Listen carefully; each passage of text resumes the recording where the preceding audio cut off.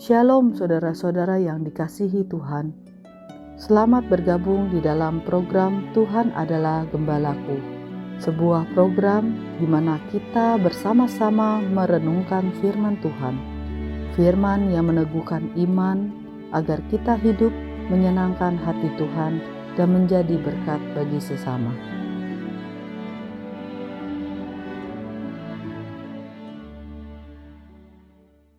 Shalom saudara-saudara yang dikasihi oleh Tuhan. Kita bersyukur kepada Tuhan karena Tuhan selalu memelihara hidup kita. Bukan hanya hal-hal jasmani, tetapi hal-hal rohani terkait dengan iman kita. Ketika kita menghadapi pergumulan dan kita tahu ada Tuhan yang selalu menjaga kita. Salam jumpa dalam program Tuhan Adalah Gembalaku. Setiap orang percaya, Tuhan inginkan ia harus selalu bertumbuh, baik dalam iman, baik dalam pengharapan, atau kasih-Nya. Sehingga orang-orang percaya semakin hari boleh semakin kuat, bahkan menjadi serupa dengan Tuhan kita Yesus Kristus. Tetapi kita tahu, saudara-saudara, realitas hidup orang Kristen tidak luput. Ia bisa juga jatuh ke dalam dosa. Bagaimanakah orang-orang percaya yang jatuh dalam dosa diperhatikan oleh Tuhan? Kita tahu bahwa Tuhan mencari orang-orang yang terhilang. Tetapi bagaimana Tuhan memelihara orang-orang percaya? Itulah yang akan kita renungkan hari ini dari firman Tuhan di dalam Injil Matius pasal yang ke-18 ayat 15 sampai dengan 20. Apabila saudaramu berbuat dosa, tegurlah dia di bawah 4 mata. Jika ia mendengarkan nasihatmu, engkau telah mendapatnya kembali. Jika ia tidak mendengarkan engkau, bawalah seorang atau 2 orang lagi, supaya atas keterangan 2 atau 3 orang saksi, perkara itu tidak disangsikan. Jika ia tidak mau mendengarkan mereka, sampaikanlah soalnya kepada jemaat. Dan jika ia tidak mau juga mendengarkan jemaat, pandanglah dia sebagai seorang yang tidak mengenal Allah atau seorang pemungut cukai. Aku berkata kepadamu, sesungguhnya apa yang kamu ikat di dunia ini akan terikat di sorga, dan apa yang kamu lepaskan di dunia ini akan terlepas di sorga. Dan lagi aku berkata kepadamu, jika 2 orang daripadamu di dunia ini sepakat meminta apapun juga, permintaan mereka itu akan dikabulkan oleh Bapa-Ku yang di sorga. Sebab di mana 2 atau 3 orang berkumpul di dalam nama-Ku, di situ aku ada di tengah-tengah mereka.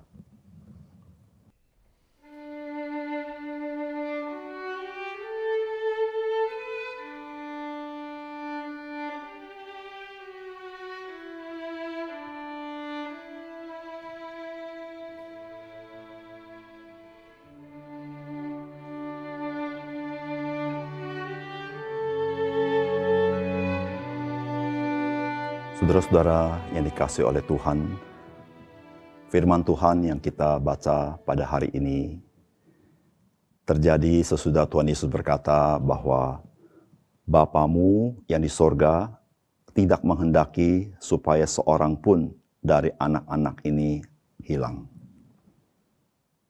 Bagaimana Bapa memelihara orang-orang percaya? Bapa memakai persekutuan orang-orang percaya atau gerejanya menjadi bagian di mana Allah memelihara setiap orang-orang percaya. Setiap orang percaya kepada Tuhan Yesus, maka di dalam Roh Kudus mereka menjadi bagian daripada tubuh Kristus Yesus. Sehingga di dalam tubuh Kristus itu, yaitu gereja itu, setiap orang percaya boleh bertumbuh di dalam iman, pengharapan, dan kasih-Nya. Bagaimanakah Tuhan memakai tubuh Kristus di dalam menolong orang percaya yang bisa saja jatuh ke dalam dosa. Yang pertama, Tuhan mau bahwa orang-orang percaya bisa saling menasehati satu dengan yang lain. Orang percaya di dalam persekutuannya harus terkait satu sama lain. Mereka harus saling mengasihi, saling memperhatikan. Tetapi satu hal yang sangat penting, orang percaya di dalam tubuh Kristus harus saling menasehati. Khususnya kepada saudara yang jatuh dalam dosa. Maka Tuhan Yesus mengajarkan bagaimanakah gereja harus bersikap kepada saudara kita yang terjatuh di dalam dosa. Maka Tuhan Yesus sangat menekankan betapa penting kita memperhatikan saudara kita yang terjatuh ke dalam dosa.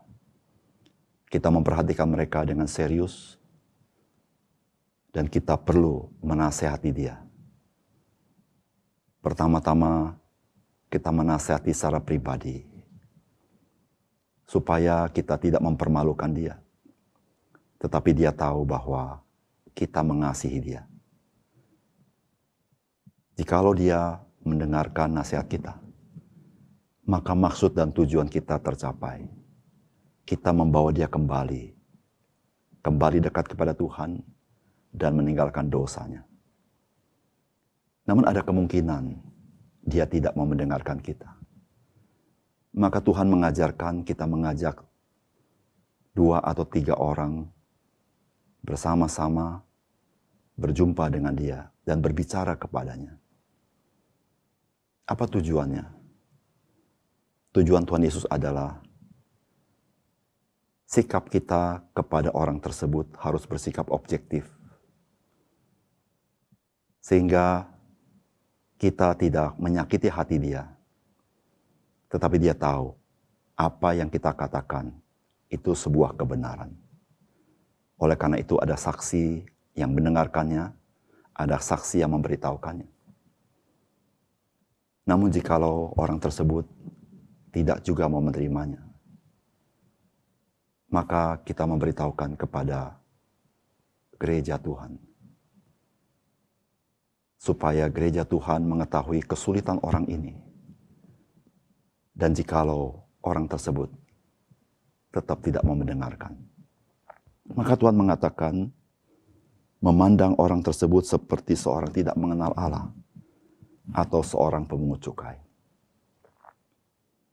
Maksud Tuhan bukanlah orang ini diasingkan dan dikeluarkan dari gereja. Tidak itu maksudnya.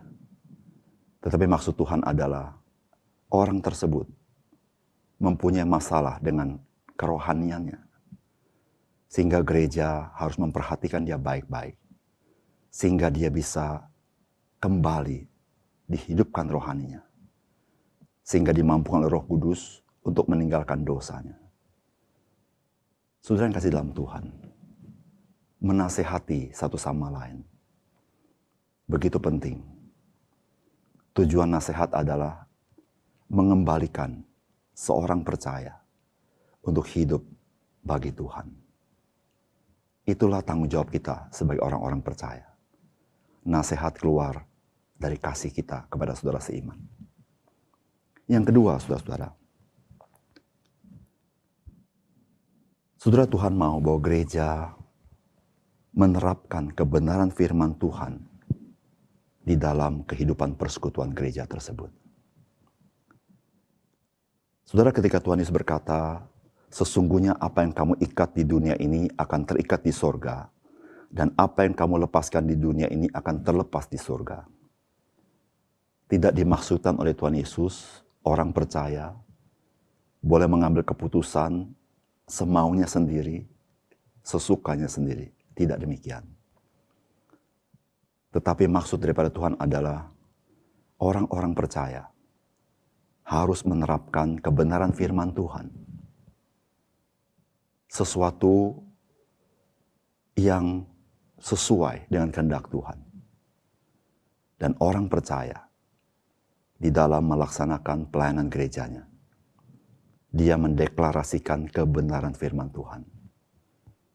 Sehingga apa yang dikatakan oleh orang percaya, sesuatu yang Allah memang setujui. Karena itulah kebenaran firman Tuhan. Demikian juga dalam hal saling menasehati. Setiap orang percaya ketika memberikan nasihat, maka nasihat itu harus lahir dari kasih. Namun, harus lahir dari kebenaran firman Tuhan. Sehingga mengkonfirmasi kehendak Allah di dalam gerejanya.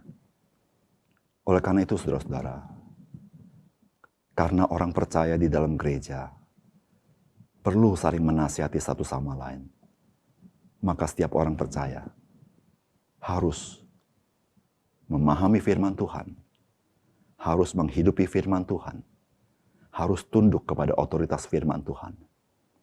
Sehingga setiap orang percaya bisa berfungsi sebagaimana yang Tuhan inginkan kita berfungsi di dalam gerejanya. Supaya setiap orang percaya dipelihara oleh Tuhan dan boleh bertumbuh bersama-sama. Yang ketiga, saudara-saudara. Saudara, Tuhan Yesus berkenan hadir dan juga berkenan berotoritas di tengah-tengah persekutuan orang-orang percaya. Itu yang Tuhan katakan. Dan lagi aku berkata kepadamu, jika dua orang daripadamu di dunia ini sepakat meminta apapun juga, permintaan mereka itu akan dikabulkan oleh Bapa-Ku yang di sorga. Sebab di mana 2 atau 3 orang berkumpul dalam namaku, di situ aku ada di tengah-tengah mereka. Perkataan Tuhan Yesus ini dalam konteks saling menasehati. Sehingga saudara-saudara, di sini Tuhan Yesus menekankan pentingnya doa ketika kita saling menasihati. Pentingnya doa ketika kita sedang menasihati saudara seiman kita yang sedang jatuh ke dalam dosa. Ketika gereja Tuhan berdoa baginya, maka Tuhan berkata, Bapa di surga mendengarkannya. Bapa di surga mengabulkannya. Artinya, Bapa di surga terlibat di dalam menolong orang yang jatuh ke dalam dosa ini. Supaya dia kembali. Karena kita tahu, saudara-saudara, berbicara masalah rohani tidak bisa tanpa campur tangan Tuhan. Saudara-saudara, kehadiran Tuhan di tengah-tengah persekutuan kita, itulah yang membuat kita memiliki keberanian, memiliki kekuatan untuk kita boleh saling menguatkan satu sama lain. Karena Tuhan Yesus, Dia menyertai kita. Mungkin ada banyak kelemahan kita. Mungkin ada banyak kegagalan kita. Namun kehadiran Tuhan di tengah-tengah persekutuan kita, kita bisa mengandalkan Dia. Dan Tuhan mau pakai setiap kita menjadi berkat satu sama lain. Oleh karena itu, saudara-saudara sekalian, kehidupan bergereja adalah kehidupan persekutuan, di mana setiap kita harus terlibat untuk saling menguatkan satu sama lain. Marilah, jadilah orang-orang Kristen yang dipakai Tuhan untuk membangun tubuh Kristus, yaitu gereja di mana kita beribadah. Mari kita berdoa.